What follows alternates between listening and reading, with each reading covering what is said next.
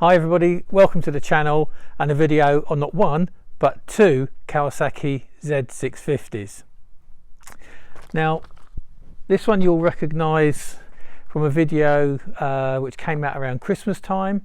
It was a bike that I had brought from Copart as a salvage write-off category N, and the intention was to do a series of videos on this bike following my exploits in trying to fix it up. Unfortunately, but at the same time fortunately, when it arrived it had just a broken mudguard and there was very slim pickings in terms of making a video out of it. But on the upside, at least it didn't cost me very much. I think I was into it for about 200 quid all in. Subsequently, I've imported it into France. There was a video about that whole process of importing a vehicle following Brexit and the differences and the things you have to go through, mainly giving a big check to the customs. But there's a video on that if you're interested. On this side, I can't believe it, I checked back on the logbook on this, and this has been in the garage for 5 years already. I haven't done much work on this. You would have seen a video where I changed the headlamp for an LED unit, which wasn't entirely popular, but I'm afraid it's practical, so it's staying for the moment.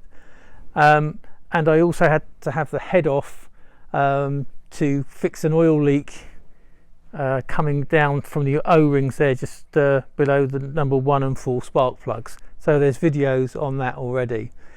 So what I thought I would do is compare and contrast these two fantastic bikes. Now on paper there's not an awful lot between them. The RS has 67 horsepower and 64 newton meters of torque, whereas the B1 is 66 horsepower. I'm not sure how many of those horses have escaped over the years, but there you are, and 57 newton meters of torque. The big difference really between the bikes is in the weight. The wet weight of the B1 is 220 and the wet weight of the RS is 187, and that really does make a difference on the road. The seat height on this is 820mm versus 800 on the original B1, but as you can see I can sit here very comfortably, knees slightly bent and feet flat on the floor. A closer look at the RS and you can see those beautiful double discs mounted on those gold wheels. Right way round forks really evoke the original B1, as does the chrome surround on the headlamp and the analog clocks at the top. The lovely analog dials on this bike with a little TFT in the middle, just giving you the right amount of information: gear, fuel, temperature, time. Simple controls, and then the beautiful paintwork and the Kawasaki badge sitting proud on the tank, really evocative of the original B1, as with the side panels and the little flash of silver there, I guess reminiscent of the carburetors. The seat, very similar design to the original, the gold wheel at the back and the chrome grab rail, and then the iconic ducktail.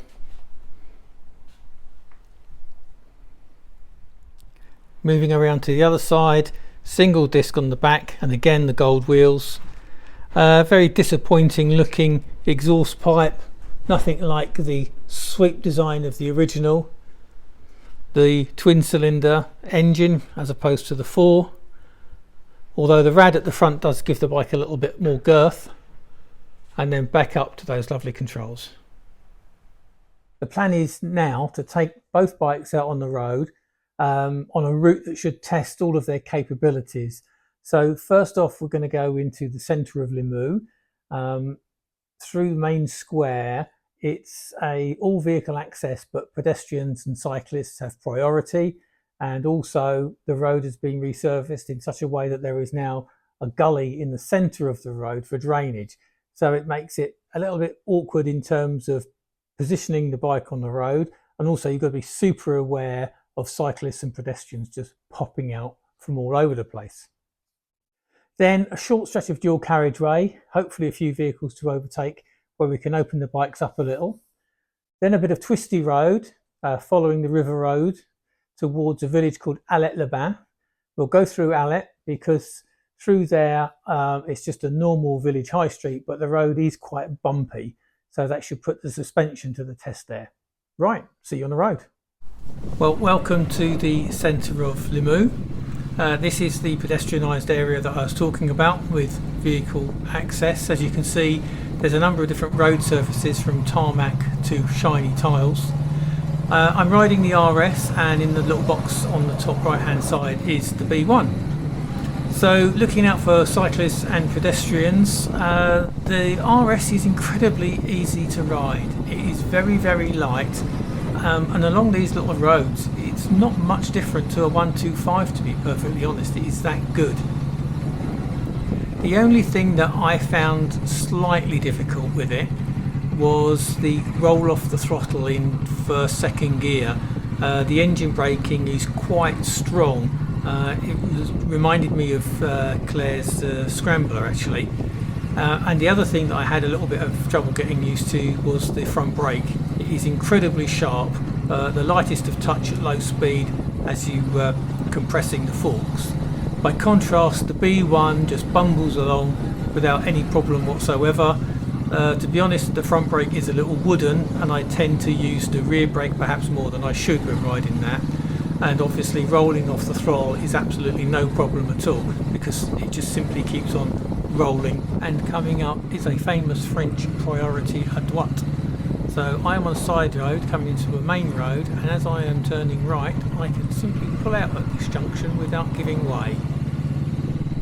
Now we're coming up to a piece of dual carriageway. I'm going to show you this twice. Once riding the RS and once riding the B1. So on the RS, opened it up, and above 4,000 RPM it really starts to take off. You really notice that 30 kilos lighter weight and that increased torque number. It's a bit like a two-stroke in a way. You open it up and it just hits this power band and off it goes, and the little fut exhaust noise that it makes around town is completely lost amongst a fantastic induction roar. So now we're on the B1. I'm going to indicate nice and early, let this Mercedes know that I want to come past him and those vehicles in front. So the B1, very different beast. You've got a lot more weight there. The bike certainly feels more planted on the road than the RS, but you do notice that weight in the way that the bike picks up speed. It's more of a tsunami, more of a wave of power that really doesn't extinguish itself until sort of 8,000 RPM. Whereas the RS is like a two-stroke, it picks it up very quickly. This is not. It's much more solid and a much more continuous push of power.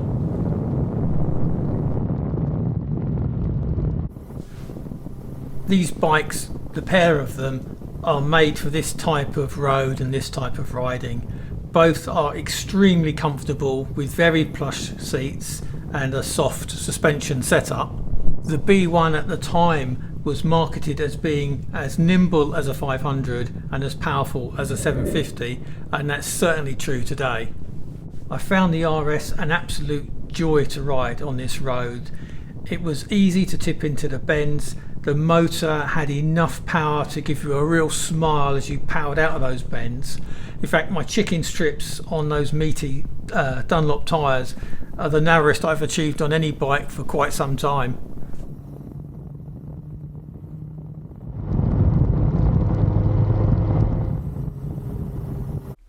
Well, welcome to my bumpy bit of road in Allet-les-Bains.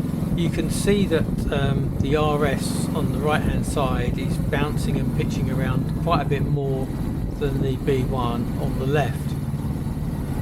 I think this is mostly due to fuel injection, and the reason I say that is that I was holding the bike on a steady throttle at a steady speed, and I was still getting this sort of bouncing rhythmic motion to it.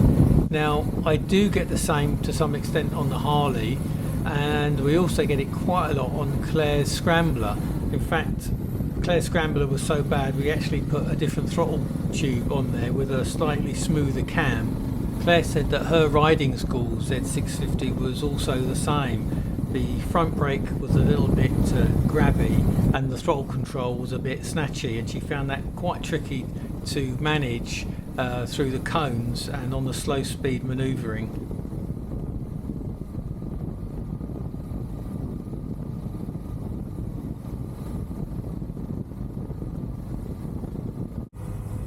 I have to admit that I ride these two bikes very differently, so comparing the outright performance of the two isn't that easy. I'm much happier riding the RS with a kind of ride it like you stole it attitude, as opposed to the B1, which I tend to be a lot more gentle with. Perhaps it says more about how I ride them that I came up with a daft analogy that the B1 is akin to a slightly overweight older chocolate Labrador. It will get where it's going at its own pace. In town it's friendly and docile, and everyone comes over for a chat and to pat it on the head. Whereas the RS is more of a Jack Russell pup, friendly, cute and popular, and very well behaved in town when it's kept on a lead, but get out into the country and it will seek to slip its lead and become a little unruly. I think the design team at Kawasaki have done a fantastic job with the RS. It wasn't the clean sheet of paper design that the B1 was. The platform for the engine and the frame was a given, but what they have done with the tank, the wheels, the paint and the other aesthetics is absolutely perfect. If the brief was to impress new riders with its looks, to draw on the heritage of Kawasaki, its ease of handling, its lightweight and performance, it's clearly job done. Added to that, they have to comply with regulatory requirements for safety and emissions. For those of us old enough or lucky enough to own an original, the twin-cylinder engine and the bread box exhaust is a bit of a disappointment. But that's true of any of the middleweight bikes available at the moment. And it has to be said that by any measurable metric, the RS is superior to the B1. That's simply 45 years of engineering progress for you. In terms of the future for the RS, well, for me, it's going to be staying a while. Claire quite fancies having it for next summer, and I've got some plans for it over the winter. I hope you've enjoyed this video. Thank you so much for watching. Please like, comment, share and subscribe, and I'll see you in the next one.